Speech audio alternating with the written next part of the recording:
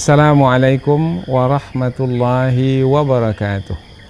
Alhamdulillahi wa kafa, wassalatu wassalamu ala rasulil mujtaba, amma ba'd.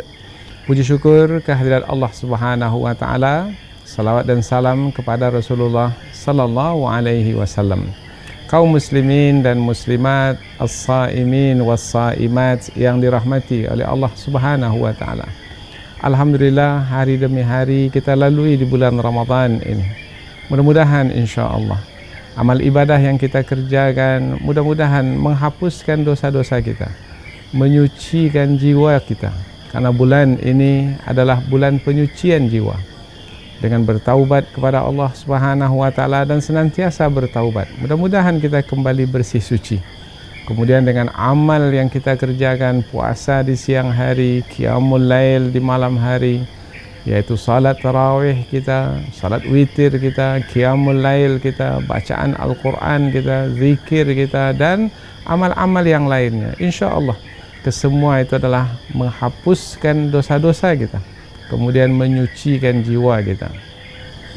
Dan kita teringat kepada seorang sahabat Rasulullah sallallahu alaihi wasallam yang menjadi tersanjung, yang menjadi melambung namanya, tinggi kedudukannya, karena Allah Subhanahu wa taala menyebutnya di dalam Al-Quran, di dalam surah Abasa, yaitu sebagai seorang yang datang kepada Rasulullah sallallahu alaihi wasallam, yang meminta kepada Rasulullah untuk dibacakan Al-Quran kepadanya, untuk diajarkan ilmu kepadanya.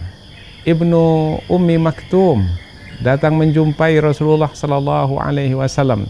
Ya Rasulullah, wahai Rasulullah, akri'ni wa 'allimni mimma 'allamaka Allah. Bacakanlah kepadaku ya Rasulullah, ajarkanlah kepadaku ya Rasulullah apa-apa yang Allah ajarkan kepadamu.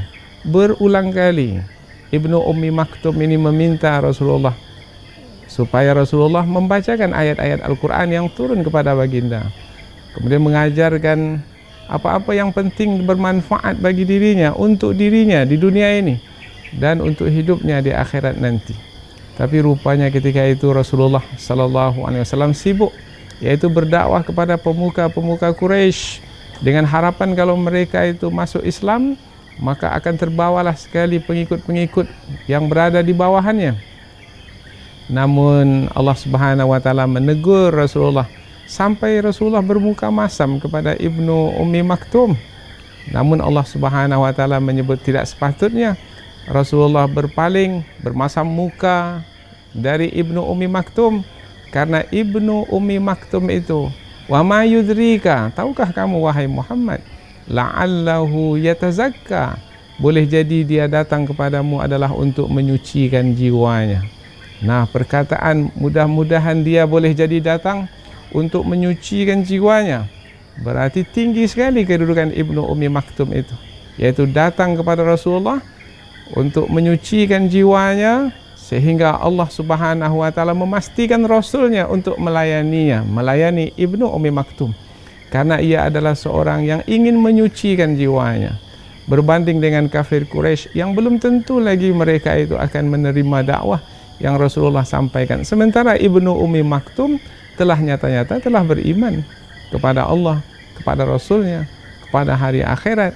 Maka Allah Subhanahu wa taala dengan ayat ini menyanjung, melambungkan nama Ibnu Ummi Maktum yang diterangkan bahwasanya sebagai hamba yang datang kepada Rasulullah untuk menyucikan jiwanya. Inilah dia bulan Ramadan, yaitu bulan penyucian jiwa. Maka kita ambil kesempatan yang agung ini, kesempatan yang mulia ini, yang ketika kita manfaatkan kesempatan ini dan kita maksimalkan kesempatan ini, yang belum tentu lagi datang kepada kita untuk kali yang berikutnya di tahun-tahun yang akan datang. Maka pada tahun ini kita isi betul Ramadan ini, yaitu dengan banyak bertaubat kepada Allah Subhanahu wa taala, memohon ampun kepada Allah, tujuannya untuk penyucian jiwa kita. Dan apabila mudah-mudahan Allah terima taubat kita dan Allah berikan kita ampunan, mudah-mudahan Allah Subhanahu wa taala perkenankan kita pula untuk beramal saleh.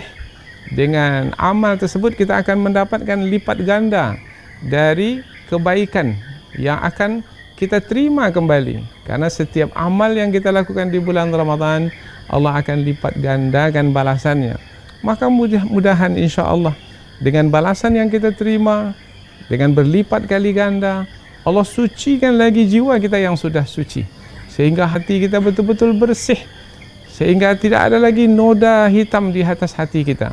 Karena noda hitam itulah yang membuat kita menjadi susah, menjadi sengsara, menjadi gelisah, bahkan sampai ada yang putus asa. Maka mudah-mudahan dengan bulan Ramadan yang kita lalui ini, dan berlakunya terus penyucian jiwa pada diri kita, dan mudah-mudahan insya Allah kita akan mendapatkan kedudukan yang tinggi, dan mudah-mudahan Allah melambungkan kita pula, dan Allah menyanjung kita pula. Mungkin tidak di dunia ini, karena kita tidak mengetahuinya, karena Allah tidak memberitahukannya kepada kita. Tetapi boleh jadi Allah Subhanahu wa Ta'ala pasti, karena setiap amal baik yang kita lakukan, pasti kita akan mendapatkan balasan yang baik juga di sisi Allah. Mudah-mudahan Allah akan melambung kita, menyanjung kita nanti di hari akhirat. Dan andaikan di bumi ini mungkin tidak terasa kita itu mendapatkan kedudukan yang tinggi, dan inilah sebagai ujian. Boleh jadi di langit sana mungkin hamba-hamba yang senantiasa menyucikan jiwanya di bumi ini tersanjung dan melambung namanya di langit sana.